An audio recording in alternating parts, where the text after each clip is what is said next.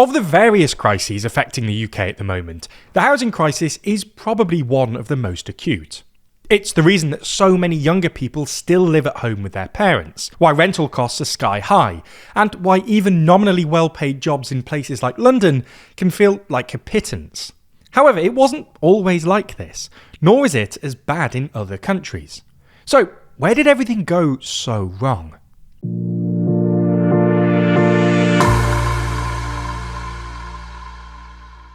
Never miss an episode and always feel in the loop by subscribing and ringing the bell. Now, in order to answer this, we're going to split this video into 3 sections. In the first, we're going to explain just how bad the UK housing crisis is by international and historical standards. In the second, we're going to have a look at some of the supply side issues and how governments over the last 50 years created them. And in the third, we're going to have a look at the demand side issues. Again, taking a look at how certain decisions by governments of the past caused these. So let's start by having a look at whether there is a crisis in the first place. One of the best metrics to track the cost of housing over time is the ratio of the average house price to the average wage. Between 1960 and the end of the 20th century, the average house was roughly 4 to 6 times the average salary. In the 21st century, this has slowly increased, up to a high in 2021 of 9 times the average salary. The last time the average house-to-wage ratio was this high was 1876. While the ratio has slightly decreased since, it still stands at 7.7, with the average house costing £290,000 in 2024 and the average wage being only £37,600. In effect, this basically means that since 1997, the average wage has doubled, while the average house price has increased by more than 4 times. Now, at this point, any remaining optimists in the audience might ask, is this really a UK-specific problem? Aren't countries all over the world struggling with a housing crisis? And, well, yes, there is something of a global housing crisis at the moment, but the UK seems to be struggling with it more than others. According to the latest Demographia report, for instance, the ratio between the median house and the median income in the UK is higher than basically any other Anglophone country apart from Australia and New Zealand. Analysis by the Home Builders Federation shows that the UK has the most number of people overburdened by housing costs in Europe, which they define as being anyone who pays more than 40% of their income on housing. Back in 2011, 15.8% of the population were overburdened by housing, and by 2020 this had risen to 19.9%, 12 points ahead of the EU average of 8%. In the same year, only 5.6% of people in France were overburdened by housing, and only 9% of Germans were overburdened. It's not as though British citizens get better houses for their money either. English homes tend to have an average floor space per person of 38 metres squared, which is less than other similar countries like the US, where it's 66 metres squared, Germany, where it's 46 metres squared, and France, where it's 43 metres squared. In fact, people living in England have, on average, even less floor space per person than someone living in New York. Similarly, the UK has the highest share of pre-war housing stock of any European country, meaning that houses are usually harder to insulate and have more problems with damp. So, why is this the case? Why does the UK perform so badly when it comes to housing? Well, a lot of this can be explained by the fact that the UK just hasn't built enough homes. The UK has only 446 homes per 1,000 people, significantly below the European average of 542 homes per 1,000 people. Clearly then, if the UK has the oldest housing stock in Europe and the highest proportion of pre-war homes, something went wrong between the Second World War and now that stopped us building. With this in mind, let's move on and have a look at some of the supply side issues that have restricted house building. To do this, we need to go back to the 1930s, when house builders were able to access cheap material and cheap labour. Back then, the UK had minimal building restrictions, essentially just those that enforced minimum standards on space and sanitation. As a result of all this, house building exploded, doubling between 1932 and 1934, from 142,000 homes a year to 286,000 a year. Such a rapid increase, though, caused some problems. Those who lived on the outskirts of cities grew frustrated with urban sprawl and formed the Council for the Protection of Rural England, or CPRE, a group designed to try and push the government to prevent the growth of cities.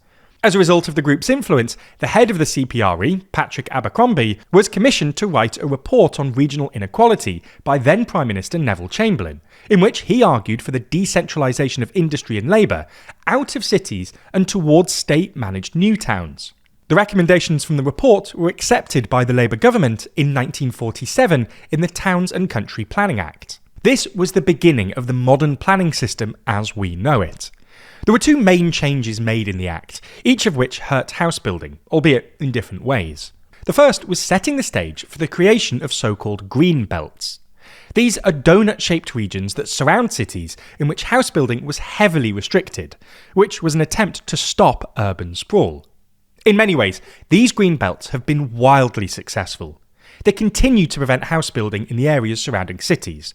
Only 0.3% of the green belt in 2022 was taken up by residential buildings, and by 2023 they covered over 16,000 kilometres squared, roughly 12.6% of the land in England, and more than double the 7,000 kilometres squared or so they covered in 1979. The second change the 1947 system made was to move the UK from a zonal planning system to a discretionary planning system.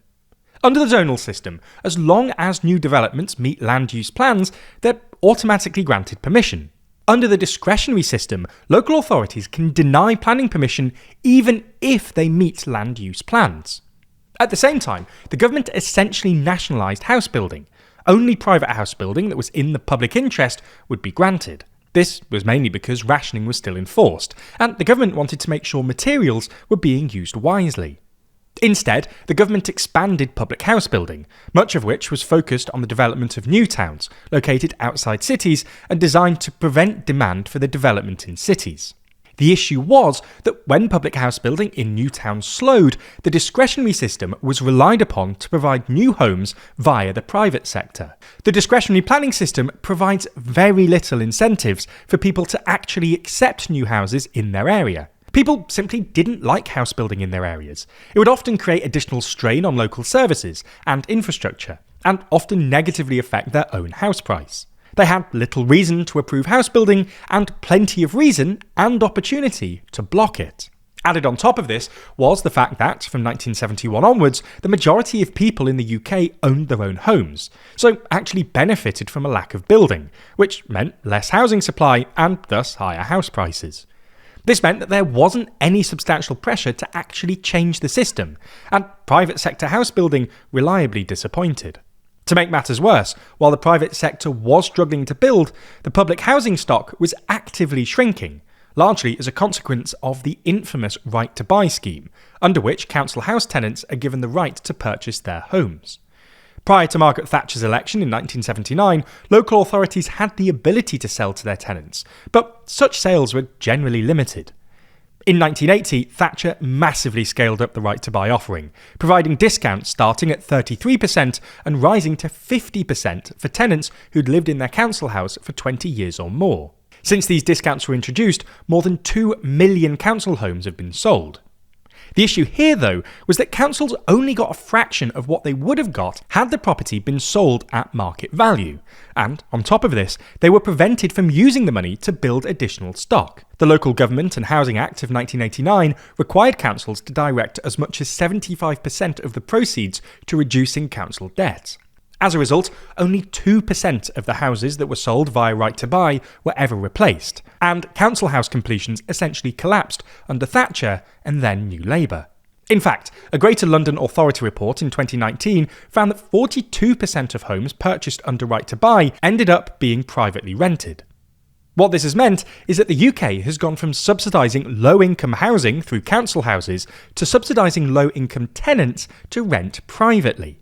More and more of those on low incomes are now supported by Local Housing Allowance, or LHA, which is a government benefit linked to the bottom 30th percentile of rental properties. The issue is that of the last 13 years, LHA has been frozen in 8 of them, meaning that those on the lowest incomes in the UK have to make up the difference themselves. Taken together, the changes made in 1947 mean that the UK just hasn't built enough houses. A 2017 government white paper puts it simply: the UK needs 225,000 to 275,000 new houses annually, but since the 1970s has only averaged 160,000.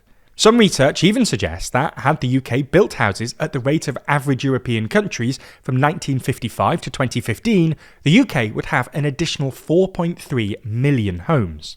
However, while the root cause of the housing crisis might well be a lack of supply, government policy also made things worse by increasing demand without doing anything about supply. The introduction of buy-to-let mortgages in the 90s, alongside financial deregulation brought in by New Labour, encouraged aspiring landlords to buy up council houses and other properties, pushing up prices and squeezing out would-be homeowners. Help to Buy, which basically involved the government subsidising first-time buyers, was originally intended as a small £250 million scheme when it was first announced by the Tories in 2010, but had ballooned to about £30 billion by the time it was wound down in 2022. Recent studies have found that, by essentially pouring public money into the housing market, Help to Buy just pushed up prices in supply-constrained areas like Greater London without doing anything to stimulate construction. All in all, while the main cause of the UK housing crisis seems to be the changes to housing legislation made in the 40s and 50s, which made it harder to build in the UK, more recent government policy hasn't really helped either.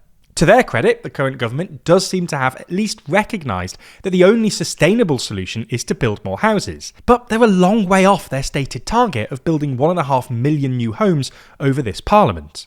If you enjoyed this video and you'd like another on the government's new plans, let us know in the comments below. Now, that's quite a lot of information we've thrown your way, and that's after we've simplified it down for you. So you can only imagine how overwhelming it is to sift through the hundreds of outlets reporting on it online to just find out what happened. Luckily for all of us, there's a website and app that collects all those articles and puts them all in one easy-to-access place. And that website is, you guessed it, Ground News. Not only does Ground News assemble all these articles, but it also offers a breakdown into bias distribution, factuality, and ownership of each individual source, giving you the opportunity to dive deep into the information that may have been hidden from you previously. For example, if we take this story on the Oxford Union's president-elect apologising to Charlie Kirk's family, we can see that there are 14 sources currently reporting on it, with most of the coverage coming from the right. If we use their handy bias comparison feature, we can see that the left is emphasising the apology and the right is focusing on the response of Erica Kirk. We can also filter and sort every story by their factuality level, helping you to easily grasp the reliability of each outlet. Or even take a more extensive look at who owns each of these outlets, keeping you fully informed on who's trying to feed you information online. Even if you want to stay close to home and explore what's being said in your area, Ground News can break down all of your local news, and even shows you stories you might have missed, introducing you to their blind spot feature. Here you can discover everything that's being disproportionately reported by one side or the other, whether it's a mile from your house or on the other side of the world. That's just scratching the surface of what Ground News has to offer. So if you're interested, there's no better time to sign up, as we're partnering with them to offer 40% off their unlimited access Vantage plan. And just in time for the holiday season, you can even gift a subscription to a friend or family member for the same 40% discount. All you have to do is subscribe through the link in the description, go to ground.news/TLDR or scan the QR code on screen, and you'll be supporting an independent news platform working to make the media landscape more transparent.